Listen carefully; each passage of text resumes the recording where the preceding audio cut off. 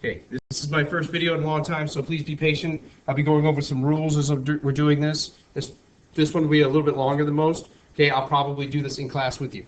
All right, so this is 14.1, understanding rational exponents and radicals. Remember, we're talking about rational exponents. Remember what a rational number is. Okay, remember this, and here I want you to write this in your notes. Okay, and as I want you to write things in your notes, I will highlight it like I'm doing right now. Okay, so you should write down all this in your notebooks after you've titled it at 14.1, okay? Any non-zero number raised to the power of 0 is 1, although 0 to the power of 0 is undefined. So 3 to the power of 0 is 1, is equal to 1. So x to the power of 0 is equal to 1 for any x not 0.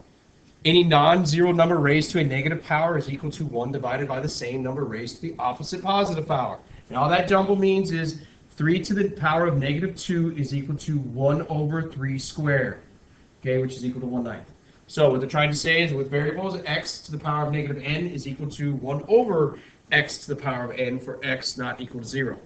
Okay, we should go ahead and probably write this. A radical expression is an expression that contains a radical symbol, okay, and that's the radical symbol. Okay, they call that, okay, so for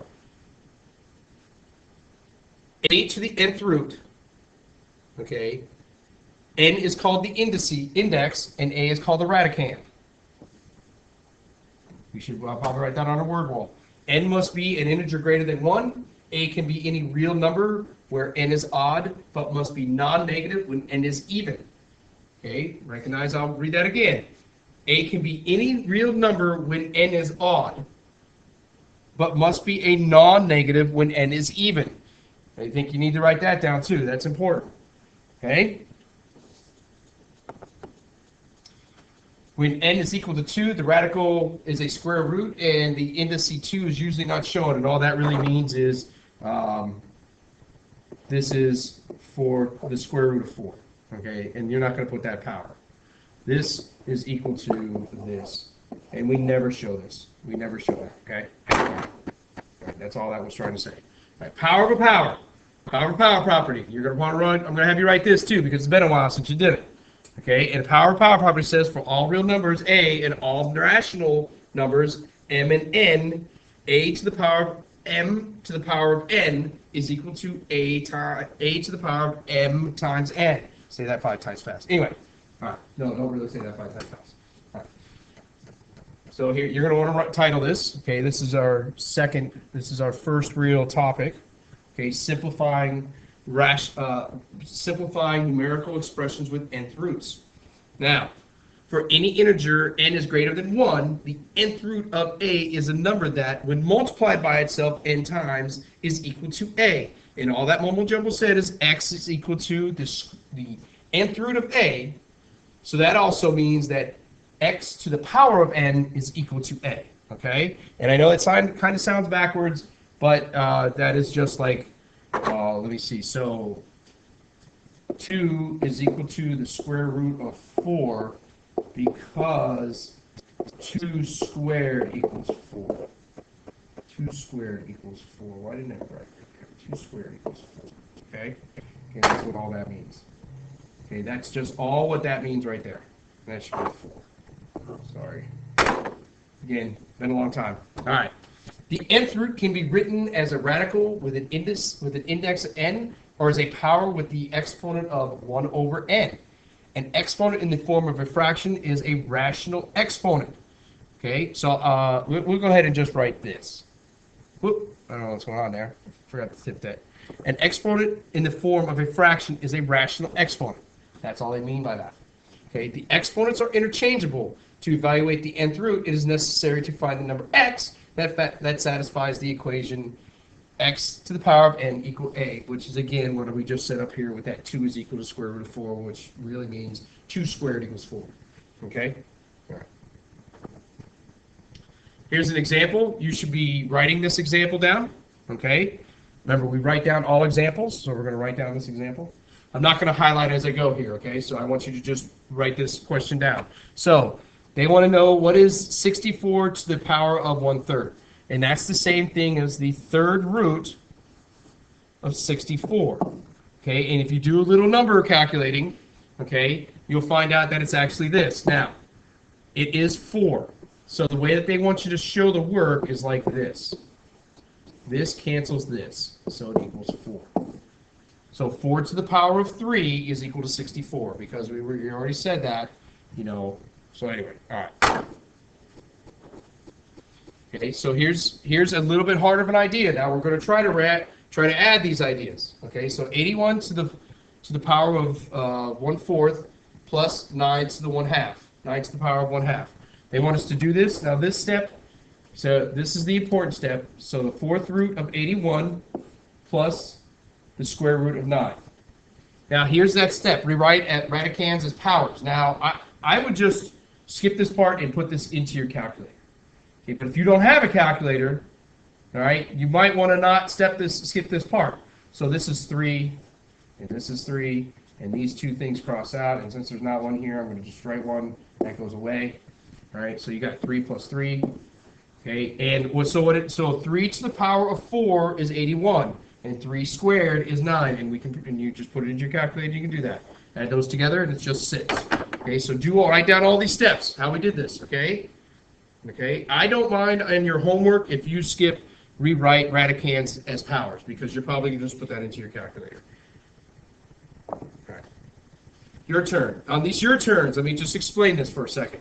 On these your turns, what I want you to do is I want you to do them on a whiteboard, those little whiteboards in the back, and come up and show it to me that you did it, and then once I see that you can do it, you can go to the next section. Okay? So here's me moving on to the next section. I'm not going to do these for you yet. You come up and you show me that what they are. All right. You're going to want this is another This is another section in our notes. Okay. This is simplifying numerical expressions with rational exponents. Given that for an integer n greater than 1, the nth root of a is the same thing as a to the power of 1 over n. You can use the power property to define a to the power of m over n for any positive integer n. Okay, and it doesn't matter how you work it. What they're saying here is these are two different ideas. So let's go ahead and do this. Okay, this is a little confusing, so I want you to just look at this, and then underneath this, I want you to draw this example. Write this example, okay? And I'll talk about it, but I want you to write the example first, and then I'm going to go back and talk about it. Okay, so once you get it written, you can pause the video, whatever. So a to the power of m over n is equal to a to the power of 1 over n times n. All they did was they used the opposite powers property. Okay, so they split it apart. And you can do it, you can rewrite it either way. On the other side here, they took a to the power of m divided by n is equal to a to the power of m times 1 over n. Okay, it doesn't matter how you do it. And then they say power of properties. You can now separate them. Okay, so that's all they're doing here is they're using powers of properties to separate the two ideas. They're going backwards instead of combining. They're undoing them.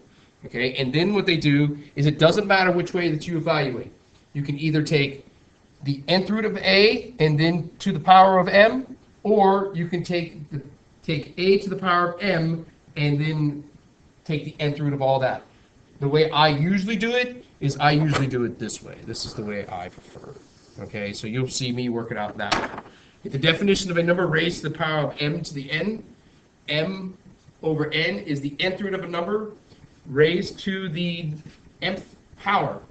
The power of m and the nth root can be evaluated either order to obtain the same answer. Although it's generally easier to find the nth root first when working without a calculator. Okay, so I still do it that way.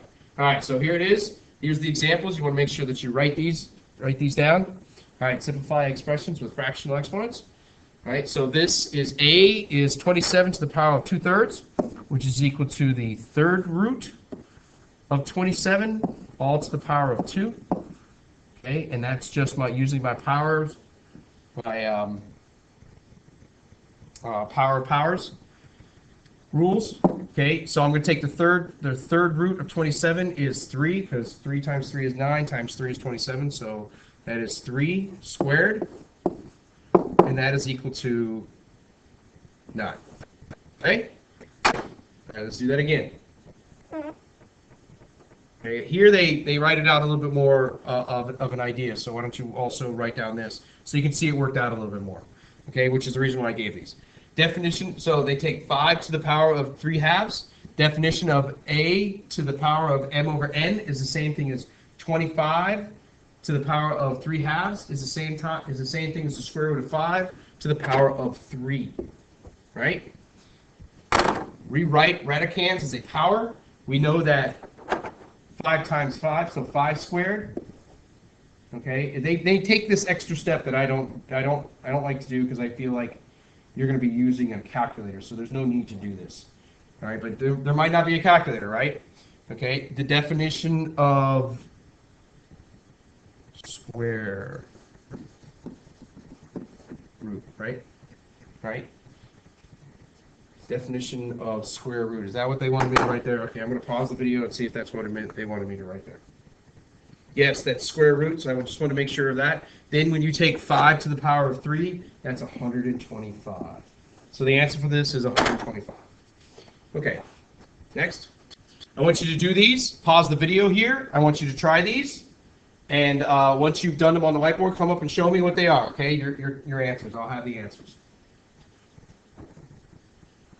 Your homework is 1 through 25 odds only on HRW. Remember to show all your work, which is to be handed in. Remember to do that.